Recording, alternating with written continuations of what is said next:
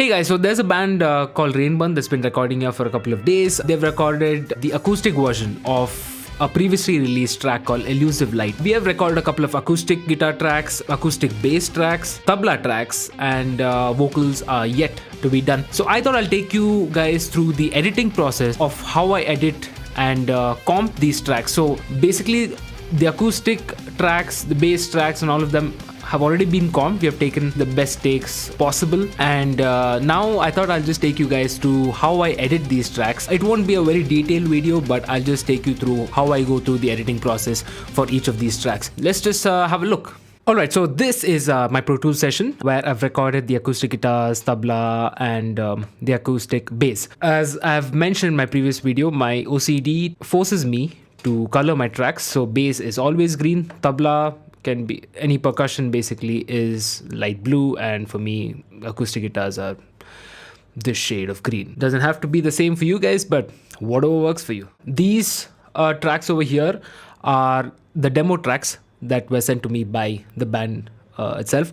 So these are kind of a reference in case they're doubtful about certain parts or what exactly is to be played on those parts. So it's just for reference and to make sure that we are on the right track while recording. So let me give you an overview of how I recorded these tracks. So the acoustic guitar tracks were recorded with the Rode NT2A, large diaphragm condenser mic, which was placed right in front of the guitar and pointed towards the 12th fret kind of. So it's not getting a lot of the boominess of the guitar, and it's also not getting a lot of the string noise. So that's how I approached the acoustic guitar recording. We double track most of the rhythm guitar parts. The tabla was recorded with two mics, an SM57 and the Rode NT2A large diaphragm condenser mic. So the way I look for tones for these particular instruments is I just put on my headphones, move the mic around, see where it gives me what I'm looking for in terms of tone. So if I'm recording the tabla, for example, I just move around the condenser mic, arm the condenser mic track, and make sure that I'm getting the exact tone that I'm looking for. So I just move it around as he's playing, and as soon as I get what I'm looking for, I just make sure the position is fixed there. Same goes for the other mics and for the other instruments too. As I don't have an outboard compressor or outboard, I don't use outboard gear, what I do is I kind of write the gain knob on my interface. So I have a Sapphire Pro 40. So while he's recording, if I feel certain parts have to be gained up or down, I kind of write it. So it's almost like I'm using a compressor. And also the advantage of doing that is my compressor while mixing works a lot less because the levels are quite even because I recorded it that way. So most of my levels are almost the same. So if you see over here, these parts are a little gained up because I want those parts to be heard a bit more. As for the acoustic bass, I took a DI out of the acoustic bass, and also I used, you guessed it, the Rode NT2A large diaphragm mic, just to kind of capture a little bit of the fingers moving and such. So it adds a little bit of ambience and dimension to the bass, and because this track has the space to kind of do those things, I just thought, okay, why not? Because the DI track sounds a bit dry and I needed a bit of ambience, or maybe dimension is the right word. So I just added the mic. I'll blend it in during mixing. So right now everything sounds a bit raw. You might see a few plugins here and there.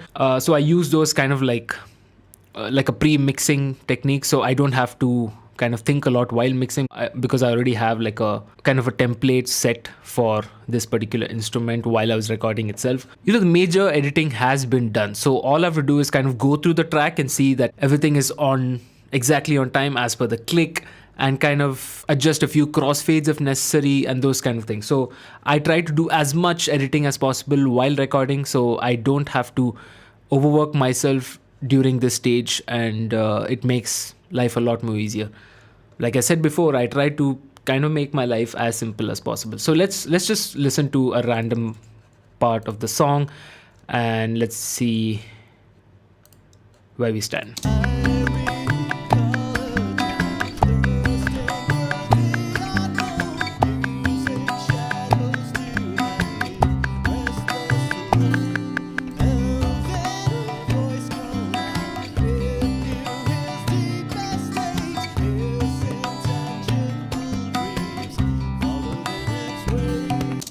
So the click was obviously on, so I like to keep the click on while editing so that I make sure that everything is on time. If you guys want to hear the acoustic guitar as it is, here it is.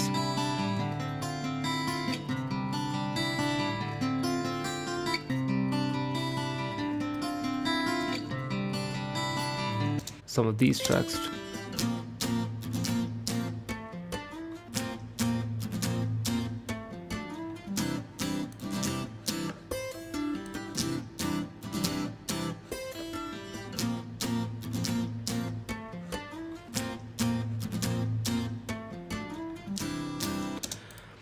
So what I've done over here is mainly just gained up the tapping parts that he played, because those obviously won't be captured as much as the strum parts. So all I did is gained up those parts and made sure those are heard as much as the strums. And most of these haven't been crossfaded because I thought I could adjust those during this stage. So why not just go through this part and see what can be done to make it a bit more smoother.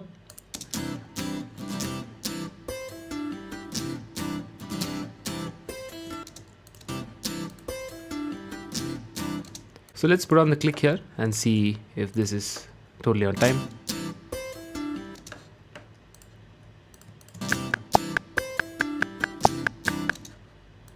Okay, it's coming a bit late, so I'll just move it in.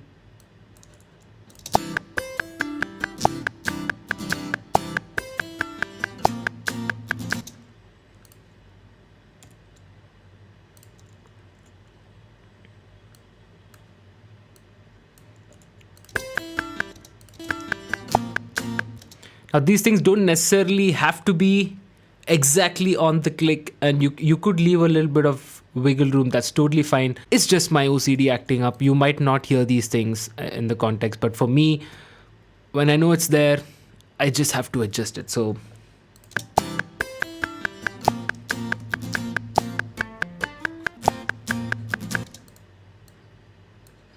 my grid is set at 64th notes, if I'm not wrong.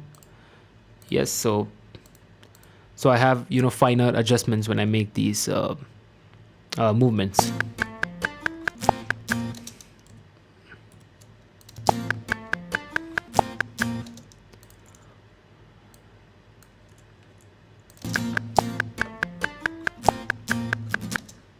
Okay.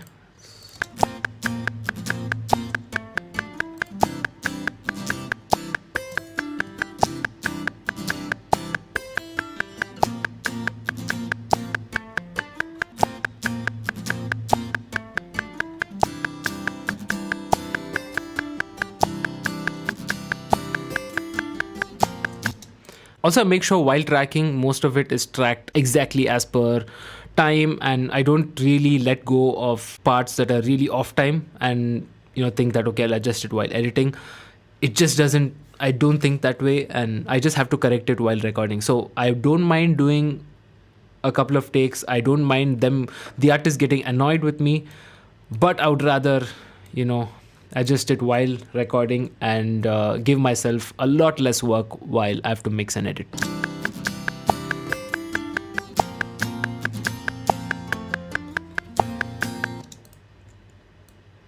Let's just try if it sounds better over here. It does.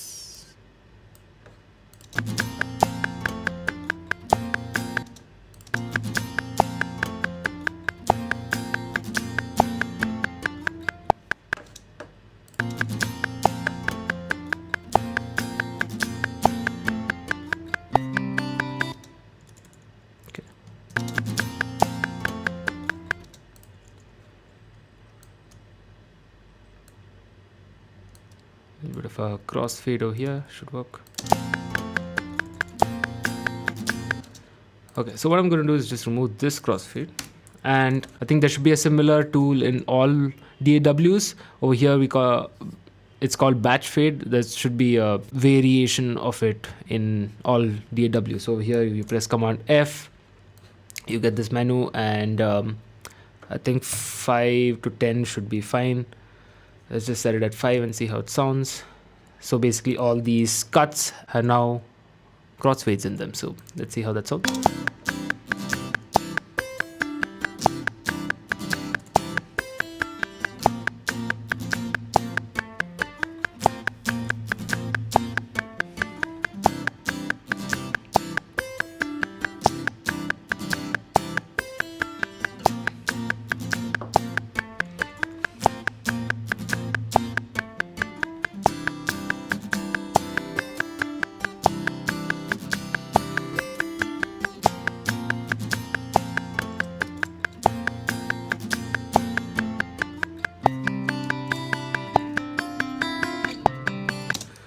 All right, so if I haven't mentioned it before, all I have on the acoustic track is a bit of a high pass at 72, a little bit of a notch at 104. I have a little bit of saturation, EQ, and a little bit of compression going on. So if you guys would like to hear how it sounded as such, here goes.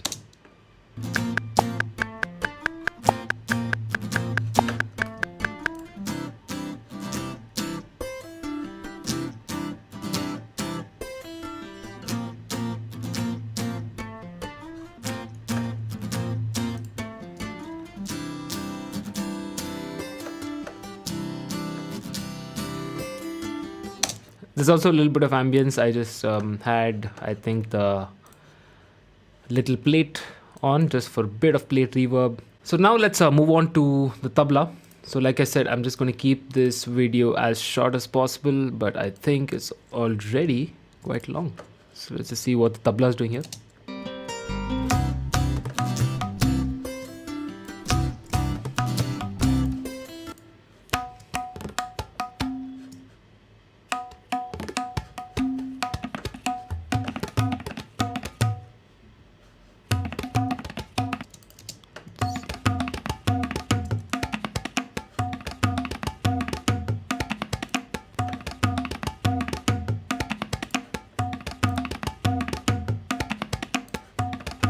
Let's just listen to the tabla as it was recorded without any plugins.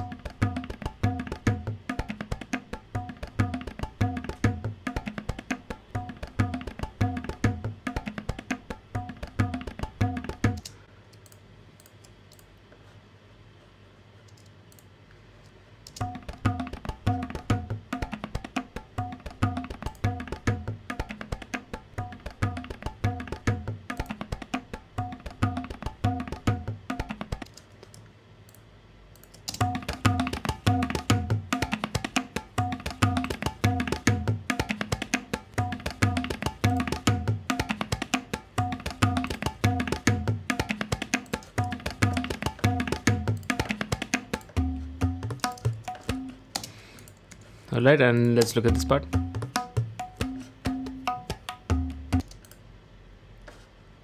Also on the processing, I just have saturation, EQ, compression. Keeping it simple, I think, over there. Let's keep the click on and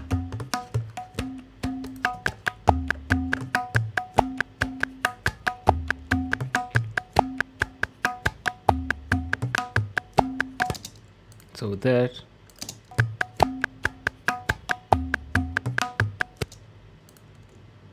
So these are the kind of things I look for.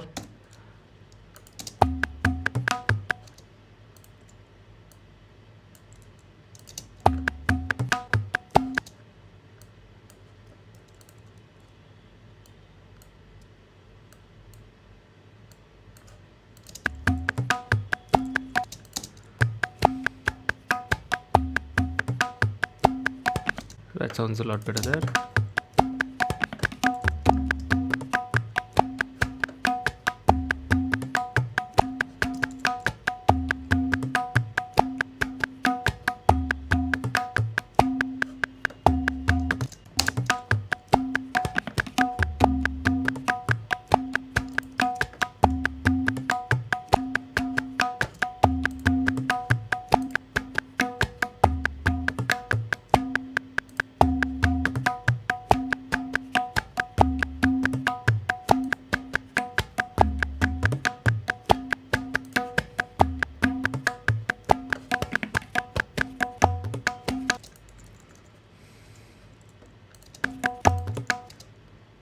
So these kind of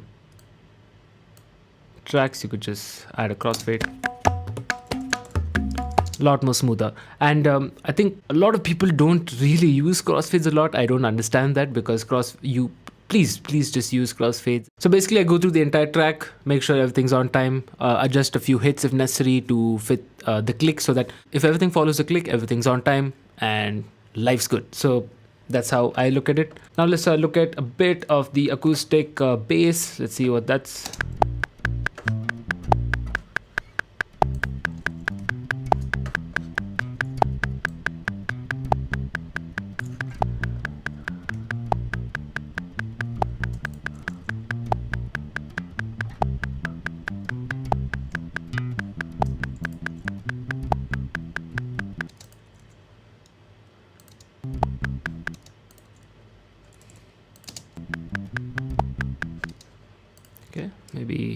just a bit.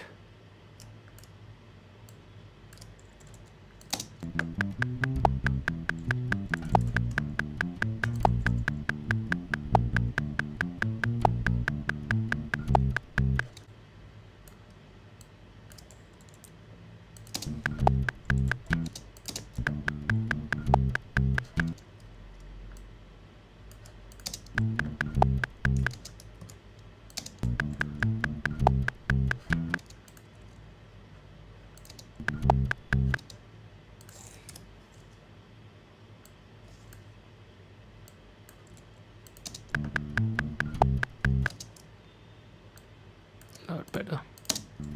A lot better, yeah.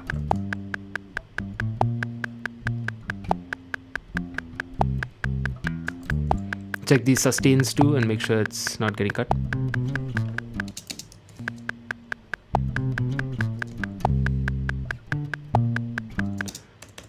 After all these edits are done, I just go through the entire track once and then add those batch fades that I was talking about before, and that's about it. The editing's done, and then on a fresh day I start mixing.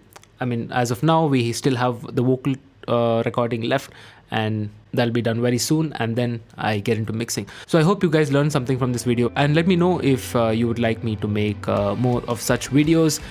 Please follow me on all the social media, Instagram, Facebook, whatever. Just search for 11 Gauge Recordings and you should find me there. Hope to see you guys soon. Cheers. Hey guys, hope you liked that video. Please leave a comment down below telling me what you liked about the video. Please subscribe to the channel, and I'll see you in the next video. Cheers.